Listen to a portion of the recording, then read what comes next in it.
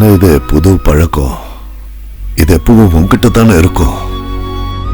புதுசா சில பழக்க வழக்கங்கள் வரும்போது நாமளும் நம்ம பழக்கங்களை மாத்திக்கணும் ஐயா. நான் திரும்பவும் என் சொந்த ஊருக்கே போக போறேன். சாகரத்துக்காக போயிட்டு இருந்த என்ன இந்த இடத்துக்கு கூட்டிட்டு வந்ததே நீங்க தான். நாங்க 4 பேரும் உயிரோட இருக்கோம்னா அதுக்கு நீங்க மட்டும்தான் ஏன் காரணம். நீங்க பண்ண உதவிக்கு எனக்கு திருப்பி தர இதை தவிர வேற எதுவுமே இல்லை. கிருஷ்ணா,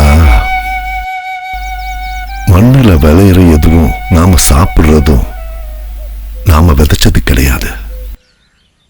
நல்ல மனசு தெரிஞ்சுக்கிறதுக்கு இன்னைக்கு இந்த உலகத்துல யாருக்குமே நேரம் கிடையாது. அதுக்கு காரணம் அவங்க வாழ்க்கையை புரிஞ்சுக்கிறதே இல்லை. இது நாள் வரைக்கும் நான் உங்க மேல வச்சிருக்கிற நன்றியும் விசுவாசமும் என் பசங்க உங்ககிட்ட காட்ட மாட்டாங்கன்னு தெரிஞ்ச உடனேயே நான் எடுத்த முக்கியமான முடிவு தாயா இது. நான் போறேன் பெரியய்யா.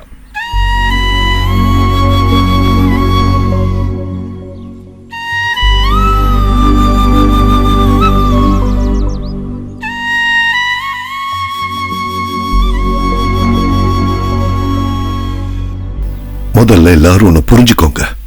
கிருஷ்ணன் என்னோட வேலைக்காரன் இல்ல, என் கூட பிறந்த ஒரு சகோதரன மாதிரி தான் நான் இது வரைக்கும் நினைச்சுக்கிட்டு இருக்கேன். மீனாட்சிக்கும் ராகுலுக்கும் இருக்கிற நெருக்கத்தினால்தான் அவனுக்கு இப்ப மன கஷ்டம் வந்துச்சு. அதுக்கு அவன் என்ன பண்ணுவா? அவங்க எல்லாரும் ஒன்னா வளர்ந்தாங்க, அதனால வந்ததான் இதெல்லாம், வேற ஒண்ணும் இல்ல. ஏன் பையனோட கல்யாணம் அது கண்டிப்பா அஞ்சலியோட தான். ஒருவேளை அவன் வேலைக்காரிய விரும்பினானா அதெல்லாம் நம்ம குடும்பத்துக்கு சரிப்பட்டு வராதான்னு அவனுக்கு நான் எடுத்து சொல்லுவேன்ல. என்னதான் இருந்தாலும் அவங்க நம்ம வீட்டு வேலைக்காரங்க, நமக்கு சமமானவங்க இல்லையே. போறேன்னு சொல்றவங்கள எதுக்காக நம்ம தடுக்கணும்? போனா அதுவும் நல்லது தானே. தாத்தா, காதலிக்கிறாங்கன்ற ஒரே காரணத்துக்காக அந்த குடும்பத்தை இந்த அளவுக்கு கஷ்டப்படுத்துறது கஷ்டமா இருக்கு. இத பாருமா, நாங்க யாரும் அவங்களை இந்த ஊரை விட்டு போக சொல்லல.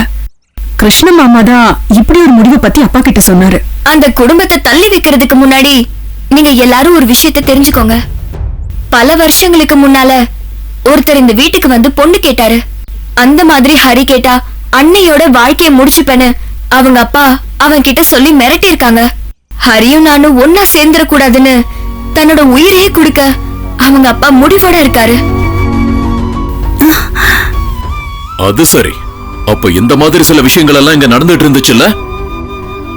உன் மனசுக்குள்ள அந்த மாதிரியான ஏதாவது எண்ணம் இருந்துச்சுன்னா இந்த நிமிஷமே அதை மறந்துரு, புரியுதா?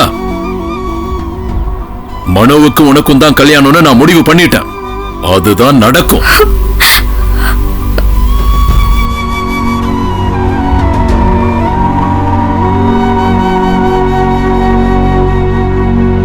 என்னோட ஆசைகள் எல்லாம் சொல்ல எனக்கு அப்பா அம்மான்னு யாருமே இல்லையே தாத்தா.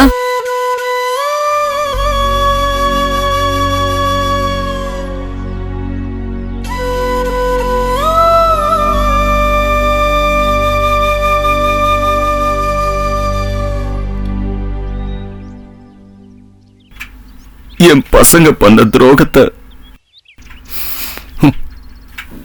தயவு செஞ்சு நீங்க மன்னிச்சிருக்கையா, மன்னிச்சிருக்க பெரியய்யா. இங்க பாருங்க, உங்க பசங்க பண்ணது எவ்வளவு பெரிய தப்புன்னு உங்களுக்கு நல்லாவே புரிஞ்சிருக்கும். சொத்துக்கு ஆசைப்பட்டு உங்க வீட்டு பையன் என் பொண்ண சொந்தமாக்கிக்கலான்னு ஆசைப்பட்டிருக்கான். இந்த வீட்டோட உப்ப சாப்பிட்டுருக்கீங்கல்ல, கொஞ்சம் விசுவாசமா நடந்துக்கோங்க. எங்க வீட்டு பொண்ணுக்கும் உனக்கும் இருந்த அந்த நெருக்கம் முறிஞ்சு போச்சுன்னு நினைச்சுக்க. உனக்கு முன்னாடியே இந்த வீட்டுக்குள்ள அவ கூடவே சுத்திட்டு இருந்த முறப்ப எந்த மனோ ஆசை காட்டி என் பொண்ணோட மனசை கலைச்சது கூட நாங்க எல்லாரும் மன்னிச்சிடுறோம். ஆனா முதல்ல இங்க இருந்து வெளியில போயிட.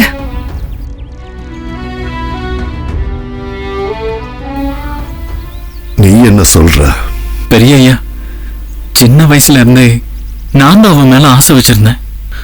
ரொம்ப ரொம்ப நேசிக்கிறேங்க ஐயா. வாய மூடுறா, இன்னையில இருந்து நீ இந்த ஊருக்குள்ளேயே இருக்க கூடாது. இதோட நீ எல்லாத்தையும் மறந்துரு. எல்லாத்தையும் நான் பாத்துக்கிறேங்க. இவ இனிமே இந்த ஊர்லயே இருக்க மாட்டாங்கய்யா, அதுக்கு நான் பொறுப்பு.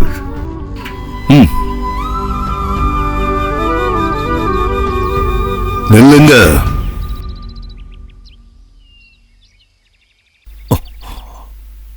பாலா, இந்த குழந்தை கண்ணீர் சிந்தி அவளுக்கு ஒரு வாழ்க்கையை ஏற்படுத்தி கொடுக்க நான் விரும்பல. எல்லாரும் ஒண்ணு புரிஞ்சுக்கோங்க, எதையும் தகர்க்கிறது சுலபம், எதையும் உருவாக்குறதுக்கு ஒரு ஜென்மம் பத்தாது. மைதிலி ஹரிக்கு தான் சொந்தம். அப்பா,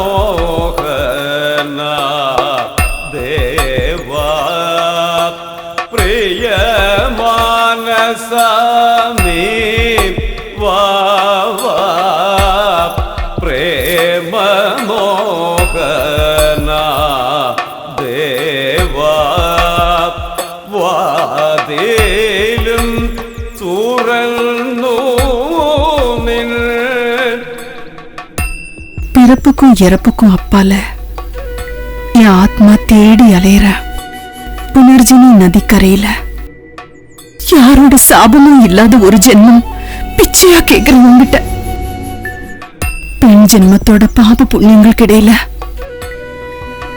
எந்த அறிவுமே இல்லாத என்னோட ஆத்மா மோட்சமே கிடைக்காம இன்னைக்கு அலைஞ்சிட்டு இருக்கு. என் ஆசைகள் நீங்க தான் நிறைவேற்றணும். இத்தனை வருஷமா நான் காத்துட்டு இருந்தது இந்த ஒரு தருணத்துக்காக மட்டும்தான். அது உனக்கே தெரியும். சுபத்ரா, சுபத்ரா, யார் அது? நான் தான் ரகுராம்.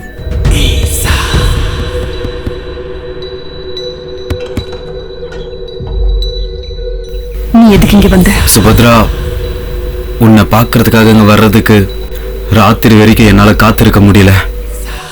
பழைய ராத்திரிகளோட சுகங்களை எதிர்பார்த்து இங்க நிக்கிறதுல எந்த பிரயோஜனமும் இல்ல ரகுராமா.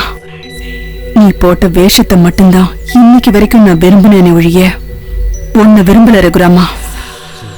தயவு செஞ்சு என்கிட்ட அந்த மாதிரிலாம் பேசாத. நீ இல்லாம என்னால இருக்கவே முடியல. உன்னை என்னால மறக்கவே முடியல சுபத்ரா.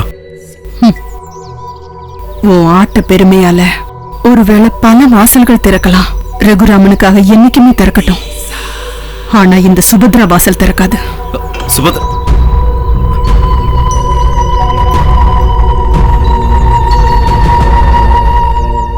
நம்ம கிருஷ்ணய்யோட பொண்ணு இருக்குல்ல, அது வெளியூர்ல படிக்கிறதுக்காக போச்சு. அதுக்கப்புறம் அங்க வேற ஒரு ஜாதிக்கார பையனை கல்யாணம் பண்ணிக்கிச்சு. இப்போ அந்த பொண்ணு ஏதோ ஒரு கடையில வேலை பார்த்துக்கிட்டு இருக்கான். அதையும் இதையும் ஒன்னா சொல்ல முடியுமா? உனக்கு தோணுது பாரு. இங்க பாரு, நீ எவ்வளவுதான் ப்ரொடெக்ஷன் கொடுத்தாலும் ஓட்டு போடுற ரூம்ல கரண்ட் போச்சுன்னா உங்க அப்பாவால கூட ஓட்டு போட முடியாது. எங்க அப்பா பத்தி சொன்னீங்கன்னு வச்சுக்கோங்க. உங்க அப்பா பத்தி சொன்னா என்ன பண்ணுவ? எதுக்கு தேவையில்லாம ரெண்டு பேரும் சண்டை போடுறீங்க? மைதிலி நம்ம வளர்த்த பொண்ணு, அதை மறந்துடாதீங்க. அவளோட பிடிவாத குணம் என்னங்கிறது நம்ம எல்லாருக்கும் நல்லா தெரியும். அப்படி இருக்கும்போது இந்த ஹரி கூட அனுப்புறத நினைச்சா ரொம்ப கஷ்டமா இருக்கு. வரதட்சணை கொடுக்காம அருந்ததியக்கா சொத்தெல்லாம் பறிக்கிறதுக்காக தான் இந்த தர்ம கல்யாணம் நடக்குதுன்னு ஊர்ல பேசிக்கிறாங்க. அதுதானே உண்மை. அப்பா, நான் சினிமாக்கு போறேன். தேவையில்ல, போடாவில்ல. போ சொல்லி காசு கொடுத்தது நீங்க தானே. இன்னைக்கு நீ சினிமாக்கெல்லாம் போக கூடாது. நான் கண்டிப்பா போவேன்.